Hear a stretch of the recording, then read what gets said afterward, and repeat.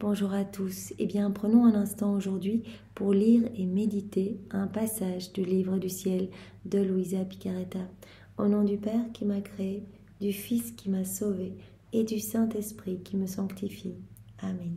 Jésus, je m'immerge en toi, dans ta divine volonté, dans ton acte unique et éternel d'amour.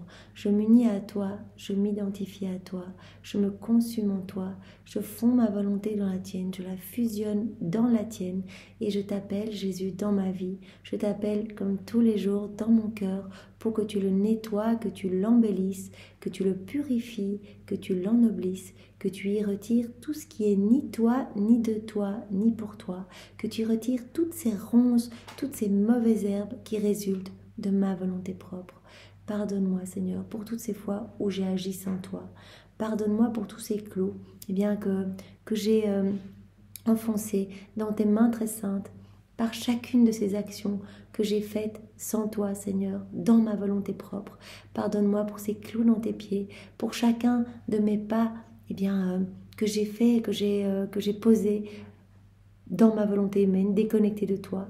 Pardonne-moi pour toutes ces épines dans tes yeux que je t'ai enfoncées, pour chacun de mes regards qui s'est perdu dans les choses du monde, où je n'ai pas pensé à toi. Pardonne-moi pour ces épines que je t'ai enfoncées dans les oreilles, pour toutes ces fois où je me suis laissée glisser dans des conversations du monde, dans des conversations mauvaises peut-être. Pardonne-moi pour le fiel et le vinaigre que je t'ai mis dans la bouche, Jésus. Toutes ces fois où j'ai parlé et que mes paroles ne t'ont pas glorifié. Pardonne-moi pour toutes ces couronnes d'épines que j'ai posées rageusement sur ta tête, pour chacune de ces pensées totalement déconnectées de toi, Seigneur, ces pensées d'orgueil, ces pensées mauvaises. Pardonne-moi, Seigneur, vraiment, garde-moi enchaînée à toi. Tu vois combien je suis petite, combien je suis faible et fragile. Je crains tout de moi, mais j'espère tout de toi, Seigneur. Alors vraiment, enferme-moi dans ton cœur et ne permets plus que je quitte ta divine volonté. Seigneur, dans ton cœur, tu me brûleras de ton amour et je ne verrai que toi, n'entendrai que toi, ne parlerai que de toi, n'agirai que pour toi et ne marcherai que vers toi. Tout sera centré sur toi, Seigneur, c'est ce que je souhaite. Alors voilà, protège-moi, Seigneur, sois ma sentinelle et fais de moi ta sentinelle. Vraiment par le travail de ta grâce, que je puisse recevoir cette sensibilité des événements pour que je puisse continuellement t'offrir de l'amour et de la réparation au nom de tous ceux qui te font de la peine, Seigneur. Sers-toi de moi comme un instrument entre tes mains, un instrument de paix, de justice, d'amour et de miséricorde. Fais-moi grandir, Seigneur, dans cette ressemblance avec toi et fais de moi ce qui te plaira. Merci Jésus de venir continuer ta vie en moi et de te servir de mon humanité comme d'une extension de ta propre humanité.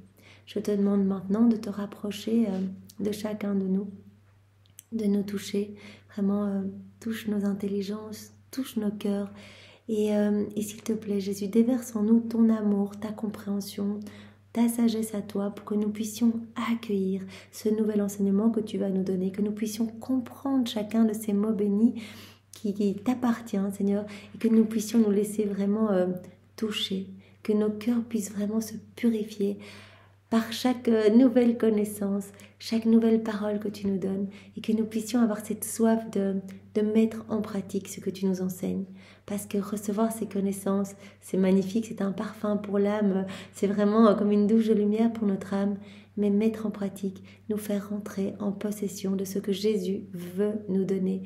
Donc vraiment, il nous appelle à cette mise en pratique pour que nos actes ne soient plus humains, mais deviennent divins, et que nos actes, aussi simples soient-ils, aussi petits soient-ils, comme bien marcher, manger, cuisiner, se balader, aller à son travail, que sais-je, l'acte aussi petit soit-il, que cet acte fait par Jésus en nous, fait vraiment par sa divine volonté opérante et agissante, puisse amener une gloire parfaite au pied de la Trinité, au nom de tous, et ainsi compenser, réparer au nom de tous.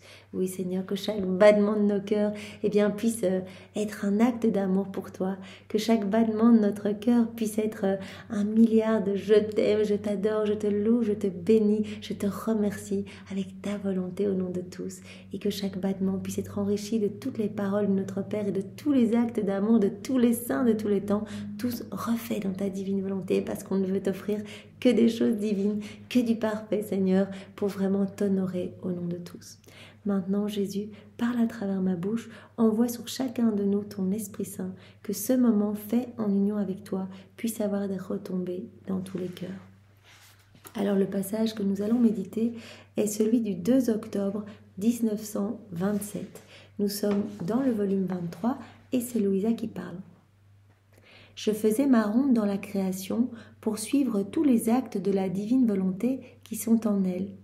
Arrivé au jardin d'Éden où Dieu créa le premier homme, Adam, pour m'unir avec lui à cette unité de volonté qu'il possédait avec Dieu et dans laquelle il accomplissait ses premiers actes dans sa première époque de création, je me disais. Donc Louisa, voilà, elle fait ses rondes dans l'œuvre de la création. Alors voilà, cela peut être juste placer ses actes d'adoration, de louange, de bénédiction sur chaque petit élément créé qu'elle voit, mais cela peut aussi la faire voyager dans le temps, aller près d'Adam, s'unir à Adam dans tout ce qu'il faisait, dans son état d'innocence, puisque tous ses actes étaient parfaits, tous ses actes rendaient parfaitement gloire à Dieu. Et donc, elle vient rejoindre Adam en Éden et elle se dit « Oui, qui sait quelle sainteté possédait Adam, mon premier père? Quelle valeur avaient ses premiers actes dans le royaume du divin fiat?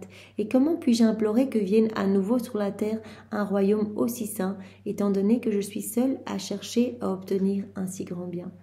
Donc Louisa, voilà, elle se pose la question de la sainteté d'Adam et se dit « Eh bien maintenant... Voilà, je suis toute seule à devoir former ce royaume avec Jésus et à implorer pour que ce royaume descende. Donc vraiment, voilà, comment ce royaume va pouvoir descendre sur la terre puisque vraiment, je suis seule, je suis là dans mon lit et Jésus m'apprend à faire ses rondes, etc. Mais comment cela va-t-il se passer? Comment cela se pourrait-il d'obtenir un si grand bien? Je suis la seule à chercher à l'obtenir. Mais alors que je pensais cela, mon toujours aimable Jésus sortit de moi et m'envoya des rayons de lumière. Cette lumière se changea en parole et il me dit « Ma fille, fille première-née de ma volonté, puisque tu es sa fille, je veux te révéler la sainteté de celui qui possède le royaume de mon divin fiat. » Au commencement de la création, ce royaume avait sa vie, son règne parfait et son complet triomphe. Au départ, Adam était totalement dans la divine volonté. Le royaume de la divine volonté avait son plein triomphe.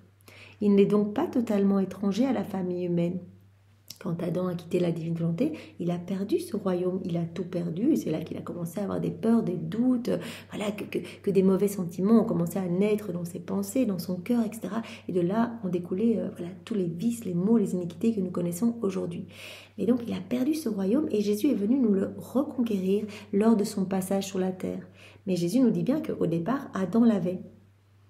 Et comme il ne lui est pas étranger, il y a l'espoir qu'il reviendra parmi les créatures pour régner et dominer ce royaume. C'est quelque chose d'autorité divine et nous le savons.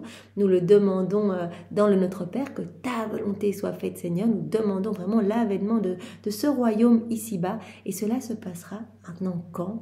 Voilà, cela dépendra de nos actes dans la divine volonté, de notre union à Jésus, en fait, pour compenser, pour restaurer l'équilibre entre le ciel et la terre, pour donner de l'amour au nom de tous, donner cette réciprocité d'amour à laquelle Dieu aspire tant et faire descendre le royaume. Or, tu dois savoir qu'Adam possédait cette sainteté. Adam, il avait tout au départ. Lorsqu'il fut créé par Dieu, il avait cette sainteté. Et ses actes, même les plus petits, avaient une valeur telle qu'aucun saint, ni avant, ni après ma venue sur la terre, ne peut se comparer à sa sainteté. Donc ça, c'est intéressant.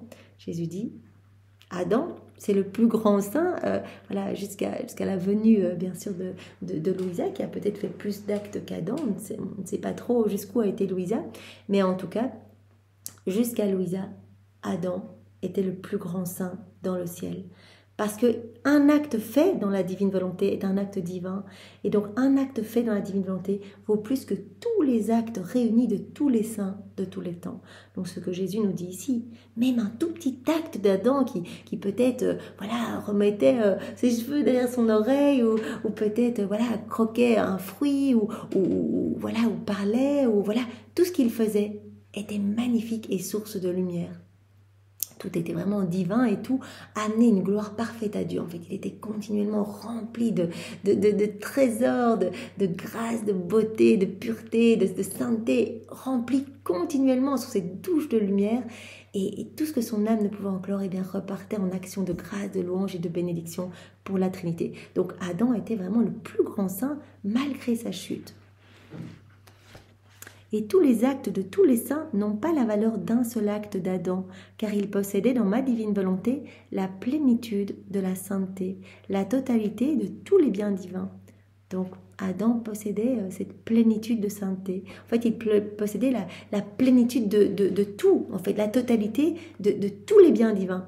Il contenait tout puisqu'il avait cette source jaillissante de la divine volonté. En lui, il était vraiment rempli à ras-bord de divin et donc tout en lui était divin. Donc il était le chef-d'œuvre de la création, toute la création lui obéissait, voyait en lui, ressentait en lui c'est ce divin, cette lumière qui émanait. Et donc il était servi par toute la création. Et sais-tu ce que signifie avoir la plénitude comme Adam ? Cela signifie être rempli jusqu'au bord, au point de déborder de lumière, de déborder de sainteté, de déborder d'amour et de toutes les qualités divines, jusqu'à remplir le ciel et la terre sur laquelle il régnait, lui, Adam, et où s'étendait son royaume. Donc, il était tellement rempli à ras-bord que son âme débordait de sainteté, de lumière, de beauté. Donc tout repartait vraiment en acte d'amour, de bénédiction, de louange pour la Trinité. Donc cela se répandait partout autour de lui. De sorte que chacun de ces actes accomplis dans cette plénitude des biens divins avait une valeur telle qu'aucun autre bien, quels que soient les sacrifices et les souffrances d'une créature qui fait le bien, mais sans posséder le royaume de ma volonté et son règne absolu, aucun autre bien ne peut se comparer à un seul de ces biens dans son royaume. Un acte accompli dans la divine volonté, c'est incomparable même avec tous les actes de sainteté, les martyrs, les mortifications, les jeûnes, les prières, voilà, tout ce que les saints que nous connaissons ont pu faire par amour pour Jésus. Jésus dit, un acte d'Adam, ça surpassait de très loin tous ces actes, parce que c'était un acte divin, parfait, remplissant parfaitement le ciel, de lumière, apportant une gloire et un triomphe complet à la Trinité. Par conséquent, la gloire, l'amour qu'Adam me donnait lorsqu'il vivait dans le royaume de ma divine volonté, personne ne me les a donnés, car il me donnait la plénitude et la totalité de tous les biens dans ses actes. Chaque acte amenait vraiment une gloire parfaite, une plénitude complète. La totalité, en fait, Adam donnait chaque fois la totalité de tous les biens dans chacun de ses petits actes. Et c'est uniquement dans ma volonté que ces actes se trouvent. En dehors d'elle, ils n'existent pas. Ainsi, Adam possédait ses richesses, ses actes, d'une valeur infinie que ma volonté éternelle lui communiquait, en présence de la divinité. Car Dieu, en le créant, n'avait laissé aucun vide en lui, et tout n'était que plénitude divine. C'est magnifique, quoi. Donc Adam était dans cette plénitude divine, donc il n'y avait pas de vide dans son âme, tout était rempli à ras-bord de divin, dans la mesure où peut la contenir une créature. Donc cette plénitude divine, donc il était rempli à ras-bord. C'est pourquoi, en tombant dans le péché, ses actes ne furent pas détruits, ni ses richesses, ni cette gloire et cet amour parfait qu'il avait donné à son Créateur. Tout ce qui a été fait dans la divine volonté reste, va être en dépôt dans la divine volonté. Donc tout cela, il le garde en acquis. Même s'il a fait après ce péché, qu'il a chuté, qu'il a quitté, qu'il a perdu ce royaume, tout ce qu'il a fait reste dans la divine volonté. Toutes ces richesses, cette gloire, cet amour parfait qu'il avait donné à la Trinité. Et en vertu de ses actes et de son action dans mon divin fiat, Adam a mérité la rédemption. En vertu de tout ce qu'il avait fait, il a mérité la rédemption. Non, il n'était pas possible pour celui qui avait possédé le royaume de ma volonté, même pour un peu de temps, de rester sans rédemption. Quiconque possède ce royaume entre avec Dieu en des liens et des droits, tels que Dieu lui-même ressent la force de ses propres chaînes, qui le liant l'empêchent de se détacher de cette créature. Donc en fait, il y a des liens si forts qui se créent entre l'âme et Dieu, quand l'âme vit dans la divine volonté, qu'elle fusionne sa volonté dans celle de Dieu, ce sont des liens indestructibles. Et vraiment, comme Jésus l'a dit tellement de fois, je me sens comme aimantée, donc je viens directement dans cette âme, tout purifiée, je viens avec mon Père, l'Esprit Saint, et vraiment, on s'installe dans cette âme. En fait, je viens avec mon trône, mon royaume, mes attributs divins. En fait, cette âme est enchaînée à moi. Comme dit Jésus ici, quiconque possède ce royaume entre avec Dieu en des liens et des droits tels que Dieu lui-même ressent la force de ses propres chaînes. Adam, qui possédait ce royaume, était enchaîné à Dieu, était lié dans ses chaînes d'amour, qui le liant l'empêche de se détacher de cette créature. Donc Dieu reste attaché à cette créature. Notre adorable majesté s'est trouvée vis-à-vis d'Adam dans la condition d'un père ayant un fils qui fut la cause de bien des conquêtes, de grandes richesses et d'une gloire incalculable. Voilà, comme Adam qui a amené tellement de gloire à la Trinité. Il n'est rien qui soit au Père et où ne se retrouvent les actes de son Fils. Ils font tout ensemble. La gloire et l'amour de son Fils retentissent partout. Or, ce Fils, pour son malheur, est tombé dans la pauvreté. Le Père peut-il jamais ne pas avoir compassion pour ce Fils s'il ressent l'amour, la gloire et les richesses avec lesquelles son Fils l'avait entouré partout et de tous côtés?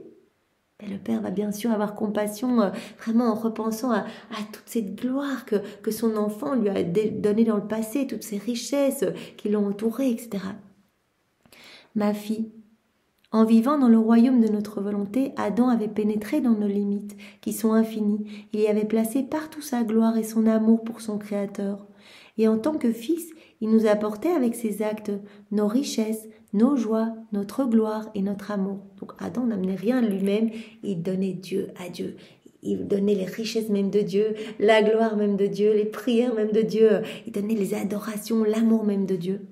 Son écho résonnait dans tout notre être, comme le nôtre dans le sien. Donc vraiment, Adam était un parfait écho de la Trinité, en fait. C'est comme un autre soleil, comme Jésus nous appelle à l'être. Il y a le soleil de la divine volonté, voilà, moteur de la Trinité. Et Jésus nous appelle, par cette union sanctifiante, à devenir d'autres soleils, d'autres lui-même sur la terre. Son écho résonnait dans tout notre être comme le nôtre dans le sien. Il y avait vraiment cette parfaite harmonie, cette parfaite réciprocité d'amour entre Adam et la Trinité.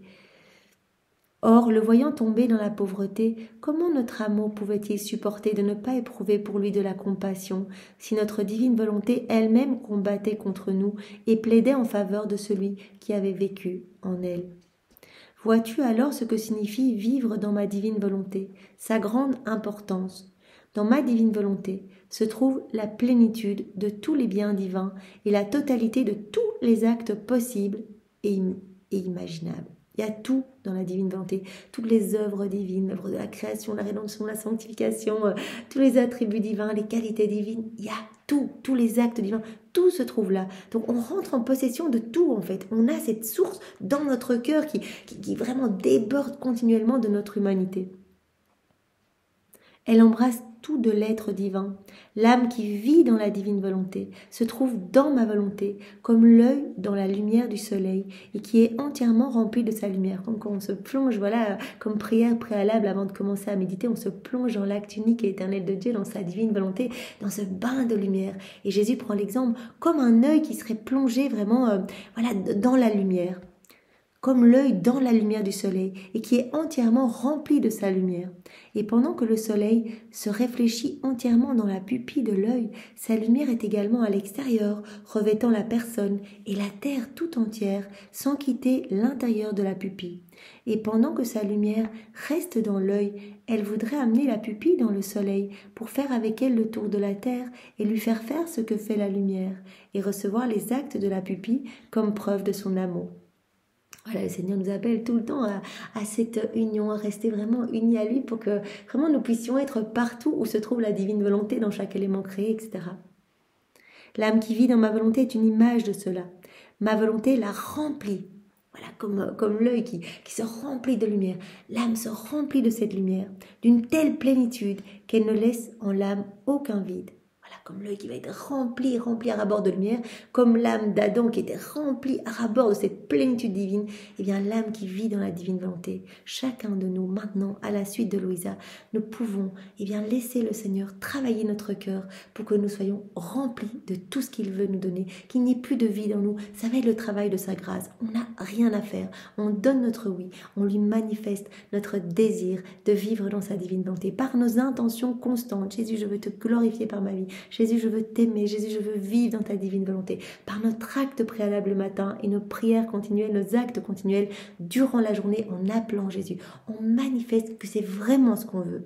Et Jésus, voyant notre constance, notre persévérance, à nous plonger dans les écrits du ciel, à demander cette grâce de la divine volonté, eh bien, viens travailler notre âme et comble tous ces vides, en fait, tous ces manquements d'amour, tout ce que nous avons fait dans le passé, dans nos volontés propres, toutes ces mauvaises choses, Jésus nettoie tout et remplit tout de son amour. Ces vides, entre parenthèses, si on ne les remplit pas en nous unissant à Jésus dans sa divine volonté ici, nous devrons les remplir dans le ciel par les flammes du purgatoire. Donc vraiment, c'est un choix. Est-ce que nous voulons expier notre purgatoire ici-bas sur la terre, vraiment en laissant Jésus faire tout en nous et nous conduire à cette sainteté divine qu'il nous promet, nous conduire jour après jour, pas à pas, comme des nouveau-nés abandonnés entre ses bras, ou est-ce que nous voulons gérer notre vie tout seul et devoir faire une longue période loin de Jésus, dans cette souffrance de ne pas pouvoir être unis dans la gloire de Jésus, vraiment unis à lui dans le ciel. Donc ma volonté, quand l'âme se dispose à vivre dans la divine volonté, ma volonté va remplir cette âme d'une telle plénitude qu'elle ne laisse en l'âme aucun vide. Et comme l'âme n'est pas capable de posséder le tout de l'immensité divine, ma volonté la comble autant que la créature puisse contenir, comme Adam, rempli à ras-bord, et voilà, il prenait ce qu'il pouvait et ce qui dépassait, repartait vers la Trinité en acte d'amour. Comme la Vierge Marie, dès l'instant 1 de sa conception, dans le sein de sa maman, elle a été façonnée vraiment par l'union de mère de puissance du Père, mère de sagesse, MER, de Jésus et d'amour de l'Esprit Saint. Elle a été vraiment façonnée dans l'union de ces trois mères et remplie à ras-bord de tous ces trésors de sainteté, de pureté, de beauté, etc. Marie était remplie à ras-bord de tout cela dès l'instant 1 de sa conception. Donc voilà, nous à notre petite échelle, le travail prendra du temps parce qu'on est rempli de toutes ces ronces, on est rempli de tous ces vides en fait, tous ces manquements d'amour, toutes ces fois où on n'a pas répondu à l'amour de Dieu, toutes ces fois où on a agi seul, où on s'est laissé glisser vraiment dans les choses du monde. Eh bien cela va prendre du temps, mais le Seigneur nous promet vraiment ce grand nettoyage, cette grande purification. Comme l'âme n'est pas capable de posséder le tout dans l'immensité divine, ma volonté la comble autant que la créature puisse contenir.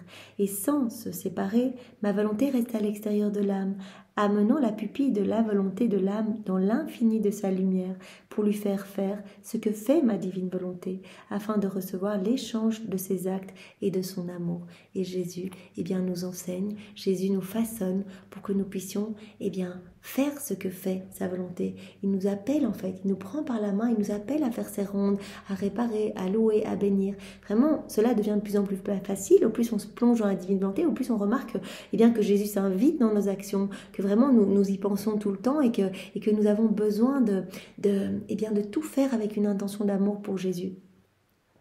Oh, la puissance de mon divin fiat opérant dans la créature qui accepte d'être revêtue de sa lumière et ne rejette pas son règne et son royaume.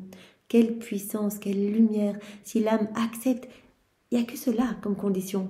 Oui, Jésus, je te donne mon oui et je t'invite dans mon cœur. Et c'est lui après qui opère ce travail. Aussi laide soit notre âme, aussi remplie de misère, de péché, de noirceur, de puanteur, Jésus s'occupe de tout et il se réjouit de notre oui. Il nous serre dans ses bras d'amour, il nous nettoie de ses larmes, de son sang et il s'occupe avec sa maman de nous rendre beaux pour que nous soyons d'autres lui sur la terre.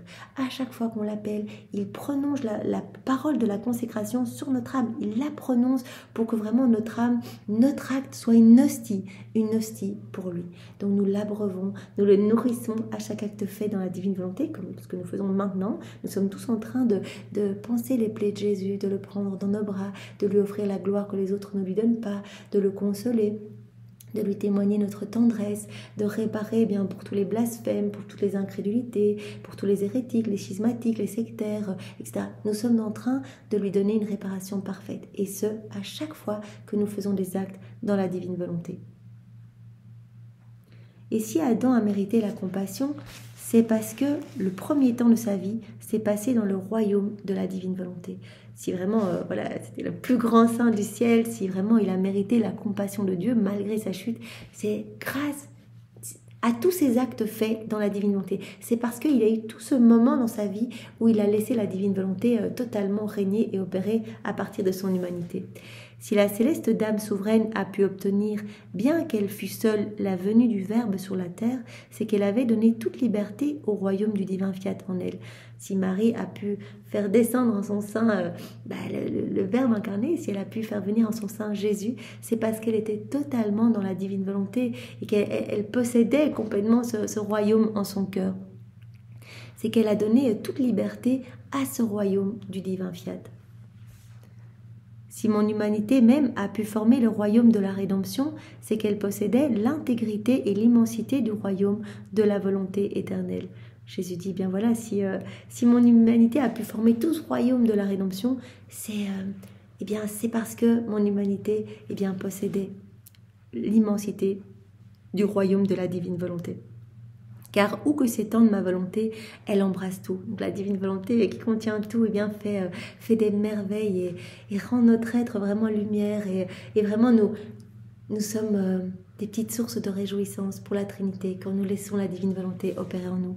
Car où que s'étende ma volonté, elle embrasse tout. Elle est capable de tout. Et il n'est contre elle aucune puissance qui puisse la restreindre.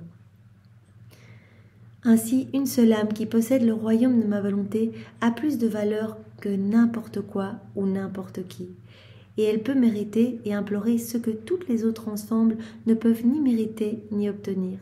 Donc Jésus vraiment se sent tellement lié en fait. Quand une âme s'abandonne et laisse sa volonté agir, opérer en fait. Parce que vraiment, cette divine volonté est tellement souffrante depuis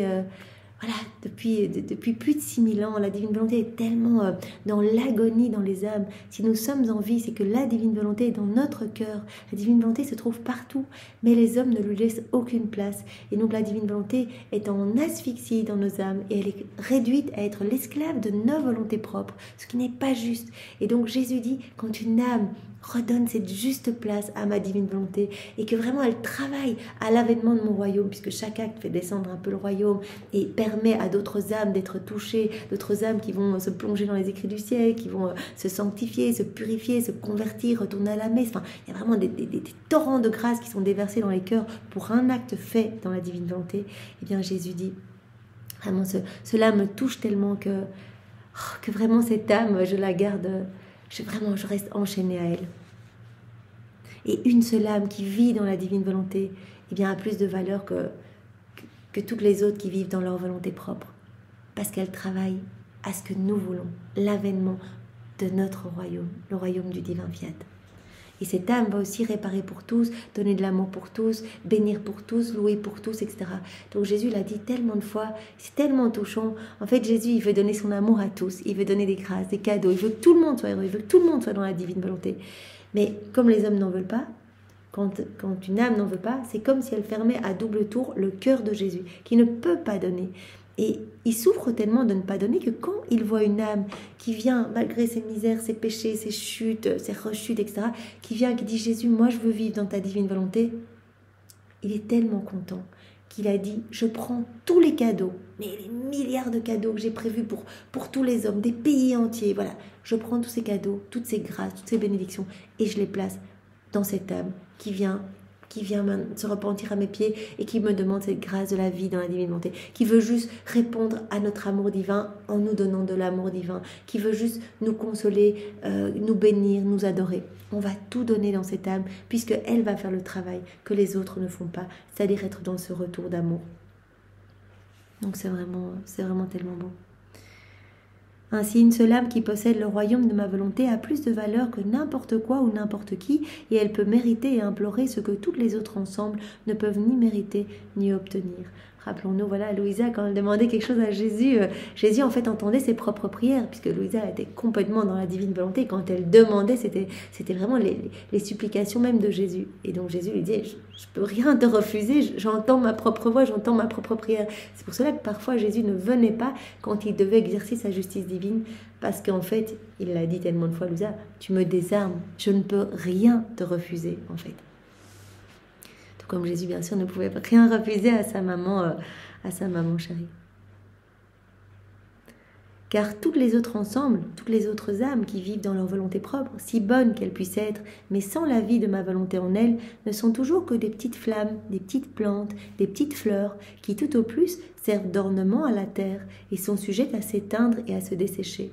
Jésus dit, voilà, les personnes qui font des actes beaux, des actes bons, qui sont vraiment charitables, etc. Donc vraiment des actes tout à fait pieux, mais dans leur volonté propre, cela va être comme autant de jolies lumières, de jolies petites fleurs, etc. Mais il y a une énorme différence entre voilà, ces âmes qui font ma volonté et les âmes qui se décident à vivre dans ma divine volonté. Vraiment se plonger dans la divine volonté et laisser ma volonté agir. Prendre tout comme venant de mes mains. Ces âmes-là sont comme des soleils resplendissants et vraiment sont comme des images de la Trinité. Donc je crois qu'il n'y a aucun orgueil à vraiment ressentir de pouvoir faire des actes dans la divine volonté parce que c'était juste pas le moment avant. Les saints d'avant, ils n'ont pas eu la chance de pouvoir vivre dans la divine volonté. Il n'y avait pas toutes ces connaissances. Donc en fait, on est vraiment des petits êtres misérables, mais avec cette chance énorme de recevoir tous ces écrits du ciel et de nous laisser guider jour après jour par Jésus lui-même qui nous donne ces enseignements pour nous transformer et pour nous amener vraiment à cette place qu'il veut nous donner, cette place qu'il a prévue pour nous initialement, voilà, au moment où l'homme a été créé, donc vraiment de dépositaire de son royaume, de propriétaire de tout ce qu'il veut nous donner, d'enfant de lumière, de vraiment revêtu de ce vêtement royal, etc. Donc vraiment, Jésus nous appelle tous vraiment à cette place. Et la bonté divine ne peut leur confier de grandes tâches, ni leur concéder les prodiges qui feront du bien au monde entier. Voilà, une âme qui vit dans sa volonté propre, elle peut faire des choses très belles, comme des petites lumières. Pour Jésus, cela lui fait super plaisir. Mais Jésus dit, il n'y a pas cette portée universelle qu'il peut y avoir uniquement dans ma divine volonté. Quand une âme fait un acte dans ma divine volonté, même si elle fait rien du tout chez elle, qu'elle bouge juste ses yeux, ou qu'elle bâille, ou qu'elle dort, voilà, en fait, je me sers de son humanité pour aller toucher des âmes du passé, leur redonner la paix, leur redonner la confiance, les sanctifier, etc. Ou les âmes du futur. Donc il y a vraiment cette portée universelle. Et donc quand une âme fait quelque chose dans la divine volonté, cela va résonner partout, dans le passé, dans le présent, dans le futur, sur la terre, dans toute la création, dans le ciel, partout. Donc c'est ça qui est vraiment la portée immense. Tandis que quand on agit seul, c'est une toute petite portée et on offre quelque chose d'humain en fait à Dieu. On n'offre pas quelque chose de parfait, de divin. Ou aussi les créatures, avec conscience de ce bien, elles rivaliseraient entre elles, et toutes les passions se changeraient en passions de lumière, pour ne vivre à jamais que dans ce divin fiat qui sanctifie tout, donne tout et domine sur tout. Jésus nous le dit tout le temps. Voilà, si nous avions un peu plus conscience de tout ce qui s'opère en nous quand nous faisons des actes en union avec lui. Juste, Jésus, je parle dans ta divine volonté. Jésus, je laisse ta divine volonté opérer en moi pour faire telle action. Voilà. Si on avait un peu plus conscience de ce qui se passait, Jésus dit, vous rivaliseriez entre vous pour faire tout le temps des actes dans la divine volonté. Vous seriez effrayés de faire un acte dans vos volontés propres, de perdre un acte de lumière et de splendeur telle. Ce divin fiat qui sanctifie tout, donne tout et domine tout. Si vous aviez conscience, vraiment vous feriez tout pour vivre tout le temps dans ce divin fiat. Voilà, avec ce martyr de l'attention, comme la Vierge Marie. Mon pauvre esprit continuait à se perdre dans la divine volonté et j'étais émerveillée par la sublimité, la plénitude et la totalité des actes accomplis en elle. Mon bien-aimé Jésus se manifestant en moi ajouta « Ma fille, cesse de t'émerveiller. Vivre dans mon divin fiat et agir en lui, c'est transfuser le Créateur dans la créature. Et entre l'action du divin et celle de la créature seule, il existe une distance infinie. Vous imaginez ce qui vient d'être dit ici par Jésus? Vivre dans la divine volonté, c'est transfuser le Créateur dans la créature. Dieu se transfuse en nous. En fait, il vient vivre en nous, réellement. C'est une vraie présence. Jésus est là, dans notre cœur avec l'Esprit Saint et Dieu le Père. Et ils opèrent à partir de notre âme de la même façon que s'ils opéraient à partir du ciel. C'est transfuser le Créateur dans la créature. La créature se prête à son Dieu comme matériau pour le laisser opérer de grandes choses, tout comme le matériau de la lumière s'est prêté au divin fiat dans la création pour lui permettre de former le soleil, le ciel, les étoiles et la mer, qui sont tous des matériaux dans lesquels le fiat suprême a retenti pour faire toute la création. Donc vivre dans la divine volonté, Jésus nous dit, c'est vous offrir en fait, vous offrir à la Trinité, offrir toute votre humanité comme un matériau pour que la divine volonté puisse vraiment puisse se déployer, pour que vraiment votre humanité soit comme un voile cachant toute cette divinité, que notre divinité puisse vraiment puisse être totalement à l'action en vous en fait. Donc devenons ces petits matériaux en fait, ces petits matériaux d'amour. Offrons-nous. Nous ne sommes qu'un contenant en fait, et offrons nos mains à Jésus pour que vraiment il glisse ses mains divines dans les nôtres et que tous nos actes soient sanctifiés par sa présence. Offrons nos yeux à Jésus pour que chacun de nos regards porte le sceau de sa compassion. Offrons nos bouches à Jésus, toutes nos paroles, pour que vraiment nos paroles portent l'empreinte divine en fait, que nos paroles soient vraiment pleines d'amour pour nos frères et sœurs. Offrons notre souffle à Jésus pour qu'il puisse respirer à travers chacune de nos respirations. Offrons nos pensées, offrons nos battements de cœur, offrons nos pas, offrons tout ce que nous sommes pour que vraiment le divin puisse se déployer, la divine volonté puisse être reine en nous en fait. Voilà. On ne voit le prodige dans le soleil, le ciel, la mer et la terre qui furent vivifiés et animés par le fiat, spectacle éternel et enchanteur de ce que c'est et peut faire ma volonté. On envoie le prodige dans le soleil, dans le ciel, la mer et la terre qui furent vivifiés et animés par le fiat, spectacle éternel et enchanteur de ce que c'est et peut faire ma volonté. Jésus nous dit, il suffit de regarder autour de vous, regardez partout dans chaque élément créé, vous voyez vraiment le travail de la divine volonté qui est opérante partout, dans le soleil, vraiment toute cette lumière de Dieu, vraiment magnifique en fait. Chaque élément créé conserve, la divine volonté conserve dans ces éléments des qualités divines, la force divine dans le vent, la force dans la mer, la justice divine, la douceur dans les petits papillons, que sais-je, vraiment la suavité, la merveille, la beauté, vraiment à travers les paysages ou à travers de parfums magnifiques, etc. Donc les éléments conservent les qualités divines de Dieu en fait. Donc c'est vraiment magnifique. Et donc Jésus dit, mais faites ce tour dans la création pour vous émerveiller du travail de la divine volonté. Il est de l'âme comme des accidents de l'hostie qui se prêtent, quoique matériels, à permettre qu'elle soit animée par ma vie sacramentelle, pourvu que soient prononcées par le prêtre les paroles même utilisées par moi dans l'institution du très saint sacrement. Voilà, tout comme cette petite matière, l'hostie, une matière corruptible, qui va pouvoir, lorsque le prêtre va prononcer les paroles de la consécration, Jésus va pouvoir vraiment descendre dans cette petite matière corruptible. Ces paroles étaient animées par mon fiat et contenaient la puissance créatrice. C'est pour ça que c'est très important qu'il n'y ait pas de changement de parole, parce que ces paroles même de Jésus contiennent la puissance créatrice. Donc si le prêtre commence à changer les paroles, il n'y aura pas à ce moment-là consécration.